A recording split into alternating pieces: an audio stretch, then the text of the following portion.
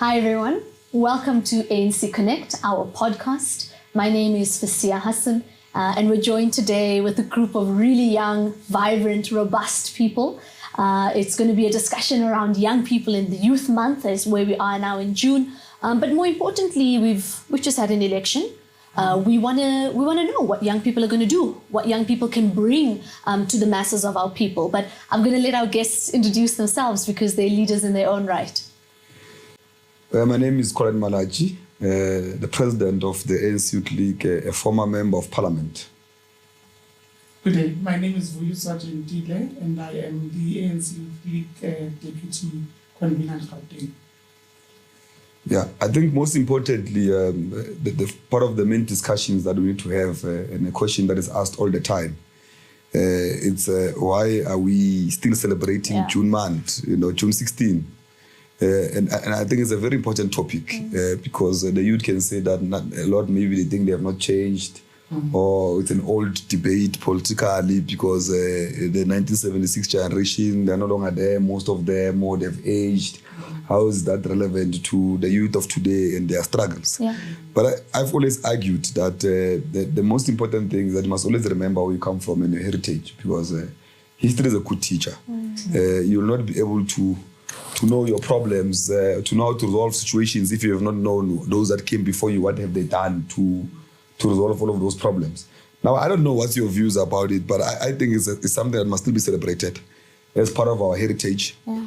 Also as remembering those who came before us and who selflessly fought against an apartheid system that have oppressed them.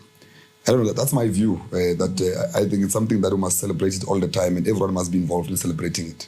Yeah. Risa, your thoughts? No, I think the President is correct. And then I think we must use the June 16 day as a day to reflect, number one, but also number two, as a benchmark for our own struggles as young people now, to do a benchmark of how far we have gone from 1976 to date and what we really need to intensify. So I do not think it's just the celebration on the President. It's also a day for us to reflect, but also to commemorate the lives that were lost in the fight for the democracy that we have today. And I like, President, what you said about lesson learning. So often as young people, we're free now, why do we keep looking? We're over apartheid. And so often I think we as young people tend to forget the lessons that are learned. And it's interesting, in this most recent election, it's 30 years since democracy. We saw a lot of first-time voters. And it was fascinating, actually. I mean, I'm interested in President Risa. We did so many door-to-doors. We went across the country and we saw so many young people registered to vote. But we have to ask ourselves the question, how many young people actually voted? Yeah, it's a big problem. I think we really have to work on mainly on voter education. On top of all the problems we're faced with, people don't know the importance of voting or practicing the right that people have fought for many years.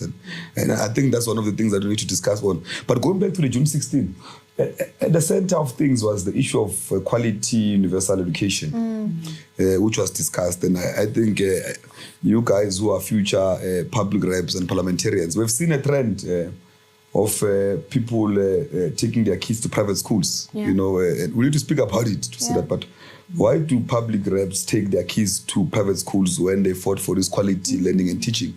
And a lot of people who today, some of them want to divide South Africa according to racial groups. They're saying that there's whiteness and all of that. They tend to take their kids to those private schools where they don't believe in their own systems. And I think the debate must bring in. Because I've seen a lot of people who say, there's this and that, we need black parties, black only.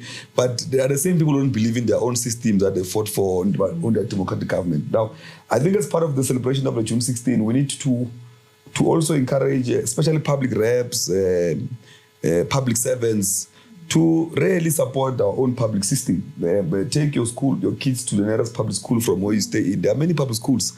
Even in towns, there are public schools, because people think public schools are only in townships, With the generation of 1976 have fought for everyone to access any education anywhere. We're no longer divided according to racial groups to say that blacks must go to schools here, Indians must go to schools here, and colors must go to schools here. That's why I'm a strong believer of a non-racial society, because that's what the ANC stands for, that is fought for, but also for equality universal education. But it's us who must be ambassadors of it. You can't want to rhetoric on Facebook and Twitter and say we're pro-black, pro-whatever. But when it's time for you to support your system, you're first to rush your kids to what you call private schools that you believe they are run by white people. Now, I think those are areas that we need to speak on, celebrating. We need to be practical about it as this generation. I think the youth has protested in these past elections. There's a protest. Yeah. There's a protest even in South Africa. The ANC and our generation received the 40% mandate from South Africans. We're no longer a majority party, we're the largest party. And I always hear people say that we're not a majority party anymore. Or the largest party, because to be majority must have 50+1 to come in alone. The largest means that we are bigger than other small parties. The biggest party. Yeah, we're the biggest party now. Yeah, but I think on that one, I think those are areas that we need to speak on and see. I think we've covered two important things. The issue of the June 16 and the issue of 2024 elections. But I want to hash that out on the 2024 election. And I'll give you a moment here. You mentioned, Risa, that this is a moment of reflection. Yes. June 16th, I think sometimes it is a celebration of how far we've come as young people, but also of the sacrifices, not only of the thousands of young people who were killed on the day, but of the thousands, maybe hundreds, maybe hundreds of thousands, millions of young people who have continued to fight, whether it's in schools, whether it's for healthcare, whether it's access for housing. I mean, when we see service delivery protests in communities, so often you see it's led by young people in the community, the young and unemployed. So this notion that young people, we fell away in 1976, I don't think it's true. I think young people are very much there. But I want to pick up on this moment of reflection and tie it to the 2024 election. What are your thoughts on that? I want you to unpack on that, because we're getting attacked all over the place on social media by young people. But we're failing to see this moment, I think, as a growth opportunity. And the last I'll say on this, to see this as a moment for us as young people to take the lead. Not true. I like the angle at which President is bringing. Part of reflection, President, must start with the 1976 generation. And even before that. Yes, who are these?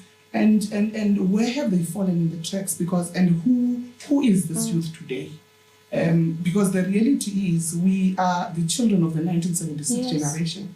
And we need to ask ourselves, where did we then miss it? Now, I think that is where the reflection will start.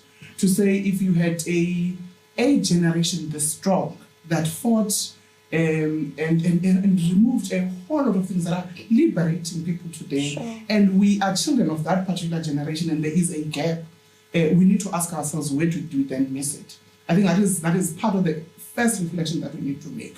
But over and above that, President, the lifestyle of the generation of 1976, as you are presenting, President, the kids are in your model schools, pro-white, by the way. They do not believe in the education system that this democracy that they fought for is producing. They do not believe in the health system that this democracy is. So for me, I think if we need to get this right, the reflection must start from 1976 and the gap to today in terms of the advances, by the way, because there's been lots of struggles in between. There's been the Youth League in the forefront in trying to really bridge this gap, but a reflection must start there.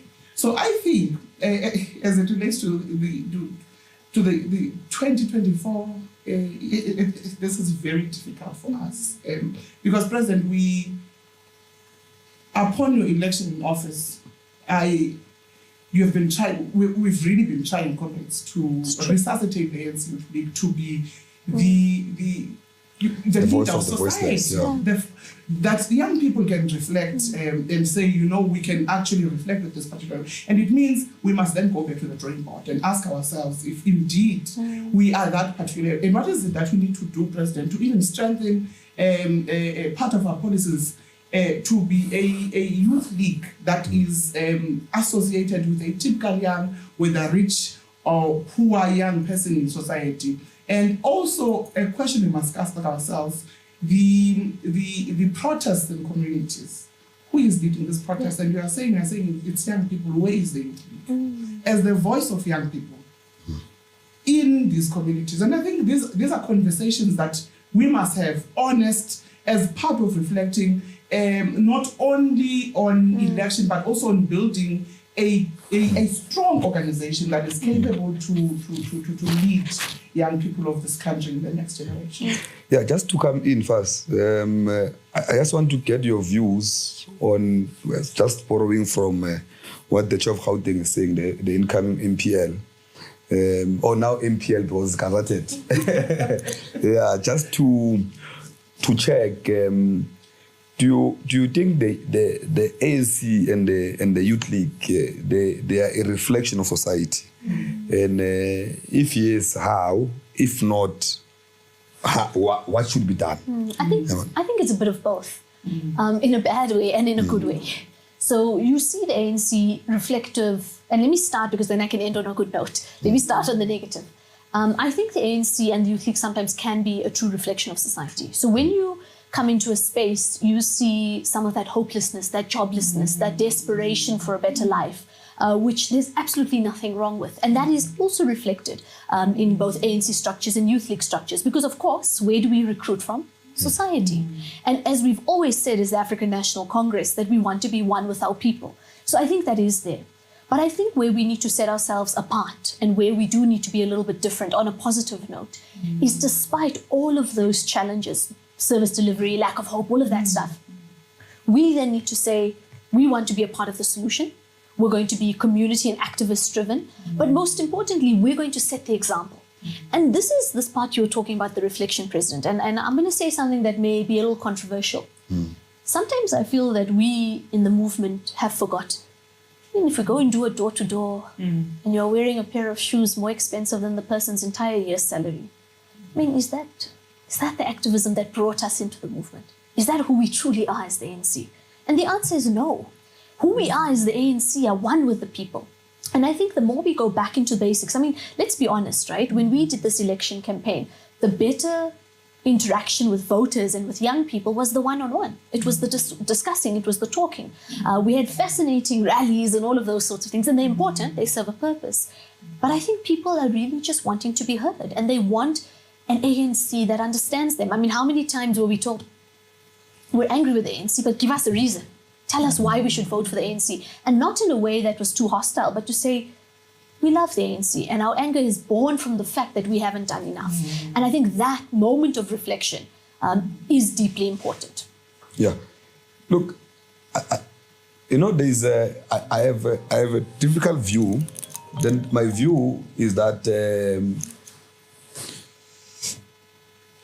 if the ANC, in the next coming years, because we're self-reflecting now, if we have restructured the economy to reflect the demographics of the majority of South Africans, there will be no need for us to worry about what we wear, what we drive, because everyone will be participating in the economy fully. Agreed. You'd have opportunities. Yeah, we'll have opportunities. No one will have to worry about those things. The reason we're worrying about those things is because we're not doing the right thing. Yeah. I'm saying if the only person in Soweto, Tembisa, Katlehong, who owns a car and a big house is a leader of the ANC, then society will start to question that because they'll think that are sidelined from their own economic activities of their own country. Now you address the high level of unemployment, you restructure the economy to reflect the majority of South Africans, you open the economy to everyone in South Africa. You will not even have to worry to drive your Ferrari anywhere in South Africa because everyone will be there. But because people are not worried about those material things, they are worried about the day-to-day bread and butter issues of them being part of those of their own economy. And I think those are one of the things. But also, there's something I said at Peter Mokaba. I know those that are anti the ANC are utilizing it to mobilize for a certain narrative in the ANC, where I said we must be worried if the enemy starts to look better than us. When I was unpacking the non-racial character of the African National Congress, to say that, if you look at the enemy has copied what the ANC stands for, it has copied its resolutions and principles. They're starting to look like ANC than the ANC. Yeah. And I made an example, one political party called the DOZPS now, to say that they're operating as a only white party for a very long time. Then they started to change face to invite colors, blacks. If you can check even the voting patterns, That's true. the research is out.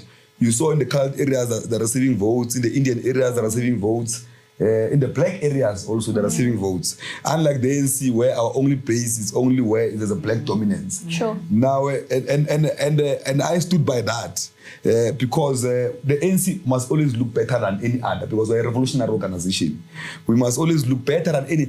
All political parties must learn from us. We must lead society. We must lead society. Yeah. I'm saying that if we're saying nation building is our agenda, it can't be other parties who are ambassadors of it, not us. Because it starts this way. I always tell people, it starts by saying pro-black only.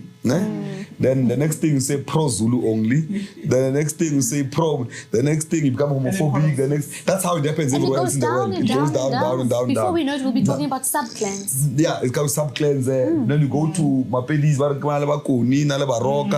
society is like that now. It collapses all of us. All of us. Now, you really have to, see, that's a generation, you can't allow it. Because the ANC resisted it when they adopted the Freedom Charter. Yeah. It resisted it for many generations. There were many temptations for the ANC to fall into that trap, if you don't know the history. Even after the ANC was banned, there was a black consciousness movement that was very strong. The ANC was tempted, society, the youth was mobilized to that black power, but the ANC did not, even at difficult times. That's why it went in 1979, launched COSAS.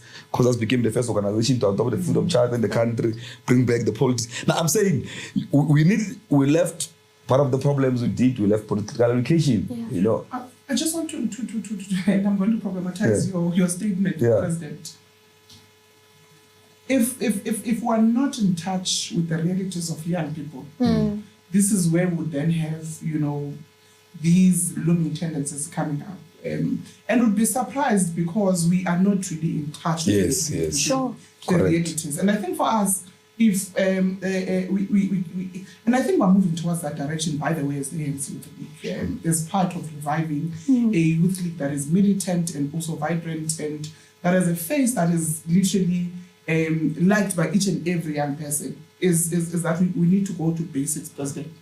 We will not be surprised when people start grouping, because we would be right within there, and no one can divide young people. Yes. If we are there, because their voice will only be the voice of the youth, and one youth, and it will not have tribe, it will not have color, it will not. It will be the voice of the youth league. And the nice thing about the voice of the youth league is that it's not only the voice of the president, by the way.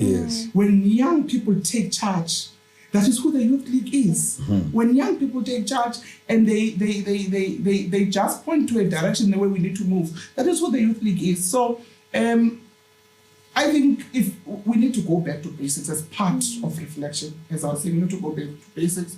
But also, President, we need to ask ourselves, why are we deployed to government as young people? What is our role? What is our role? Because we can't just be part of the furniture. We can't be part of the furniture, because the reality is that when you are then deployed, you are a youth league leader, right? But you are deployed under the ANC, and you need to start, because the problem starts with us not problematizing the ANC when we are inside. And as a young person, if you just relax, it becomes a problem. So I think we need to start problematizing even in our deployments. The ANC to say, our mandate is clear and it's based on policy, and this is what we're here for.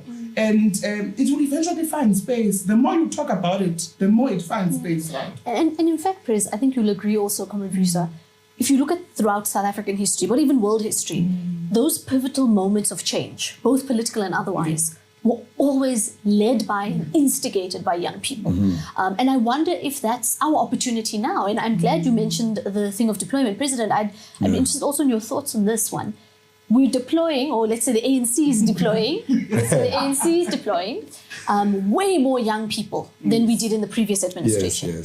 And I'm actually very hopeful. A lot more hopeful than I've been in a long time, because you made a call, the Youth League made a call to say we want at least 40% on the list. Where are we left now?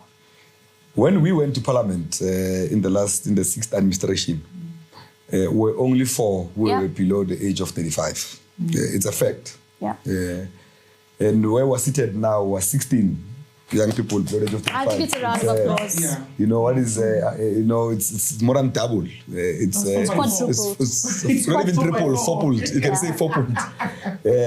And if you are saying below the age of 40, you are moving towards 50 something. I'm saying That's huge. That's a big move. The ANC has deployed a lot of young people to parliament.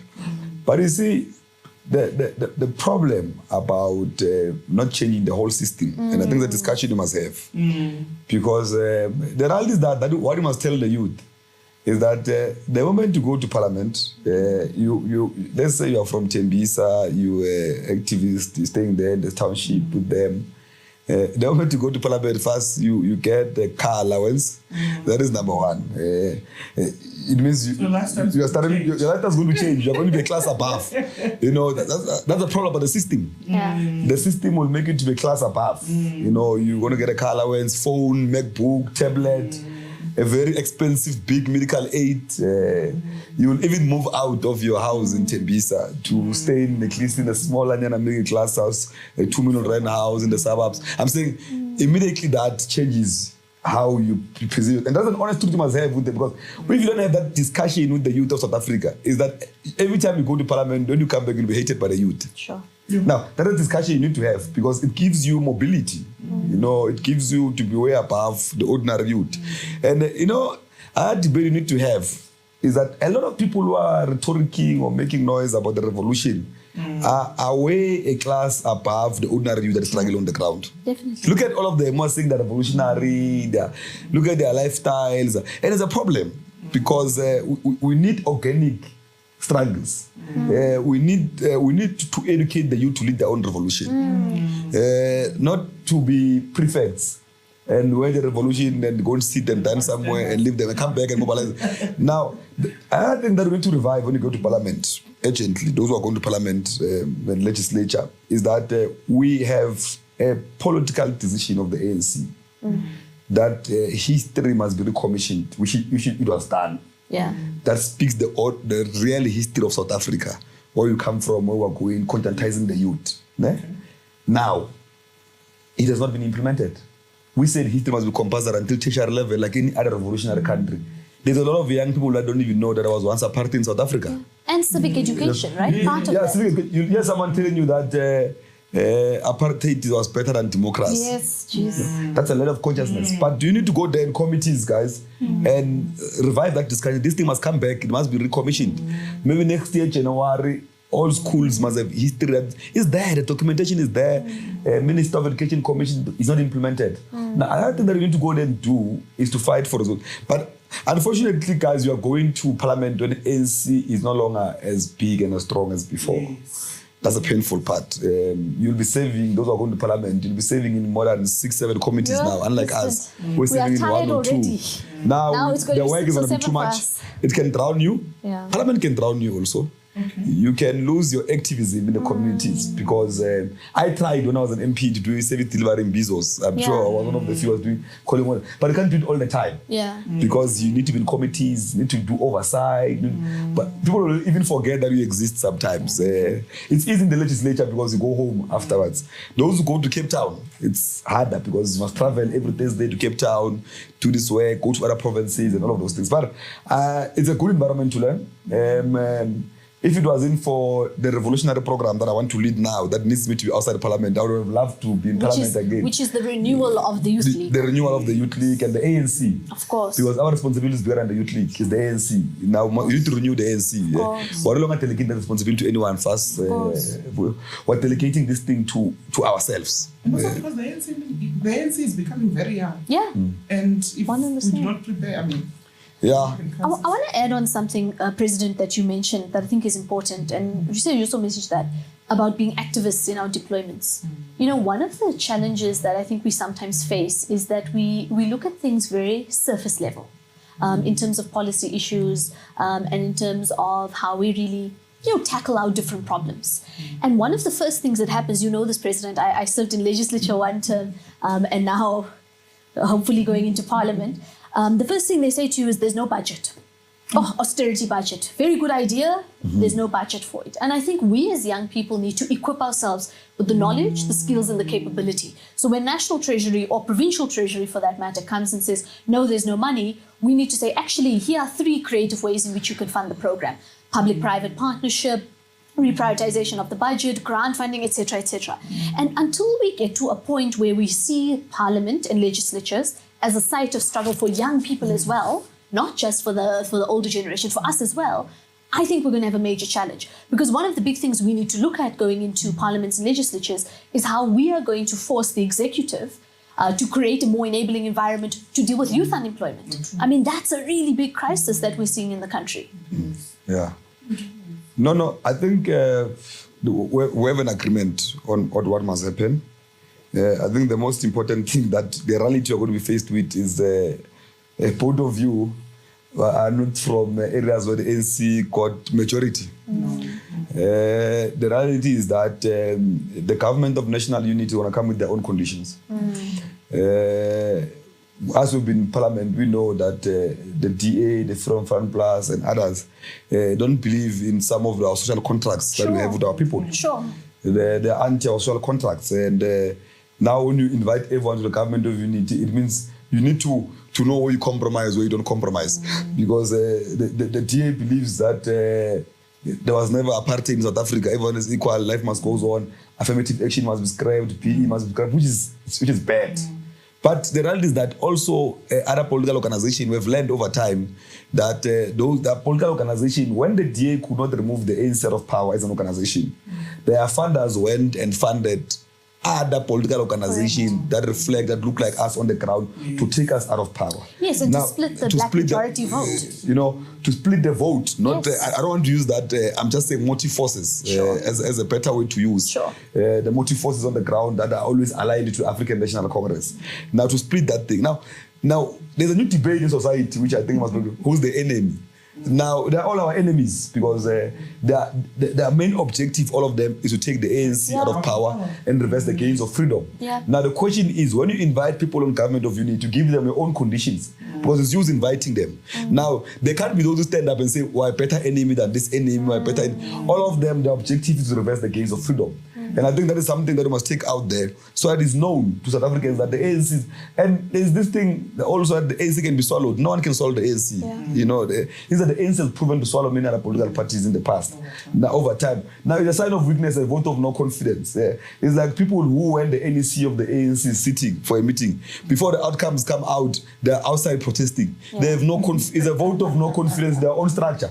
I'm saying it's a high decision-making board. We're not even waiting for the structure to come back and communicate. Or to even debate. To even debate on it. The issue. You're already. Now I'm saying we're highly infiltrated. We're fought internally and externally. Internally, at least we can manage. External one, let's utilize the policy of the ANC, the guiding documents of the ANC. The old directors of them must go because the ANC have always prepared for this day. Because we're a very big organization. We've always prepared for moments like this one. And that's what the document explains to us. What to do. I always quote Lenin to say that Lenin once said that when you're under siege, you take one step backwards so that you can take 2 steps forward. Now, that's where we are as the ANC. We're in a condition where we'll take 1 step backwards so we can take 2 steps forward. But also in the history of the ANC, if you look at those extremely difficult moments, the ANC has always risen above. And it has always done so for the better of South African people. And I think that's exactly this moment. I mean, the fact that the African National Congress could come out at a very difficult time and say, we respect the IEC. We respect the election outcome when others, I won't mention their names, we know who they are, were threatening violence. They were saying if you announce the election result, there'll be trouble. And yet you had a leadership that's not only humble, not only reflective, but saying, despite the fact that you may not have given us a full mandate, we will still serve you and we will still do everything in our power. To just do a closing, You know, but I think we need a very strong ANC. We need a very strong organization more than ever, President. Even I think with the decline that in deployments that will be going to both national and provinces, we need a strong ANC that will continue to do the groundwork, that will continue to be the voice of people of South Africa. Even, you know, to give a mandate for those that would have been deployed. But I think more than anything, we need a strong ANC now that will go into local elections, will assist us to even do better. So let us go back to the ground. I think all of the things that we must do from today, political education must be number one. It's the most important thing that we must deal with. We must push our government to create employment and a strong economy to create employment for the youth. We must push for the restructuring of the economy. We must push for the real activist of young people to move forward. I think with that, we'll come back in the next elections with over 70-80%. There'll be no need for door to door because everyone will be so happy with the African National Congress. Yeah, I think with that, we had a bit of a strong discussion. And I think moving forward, let's have more of this discussion. Let's encourage these debates amongst the youth. Let's enter everywhere, Twitter, Facebook. Let's engage on the real character of the African National Congress because it's distorted everywhere. Because in the absence of us as leaders clarifying it, no one will do that. Thank you. Thanks so much, President. As you can see, we're full of energy as young people. The President has given us the line of march. Thank you so much for tuning into this episode of ANC Connect. We'll see you on the next one.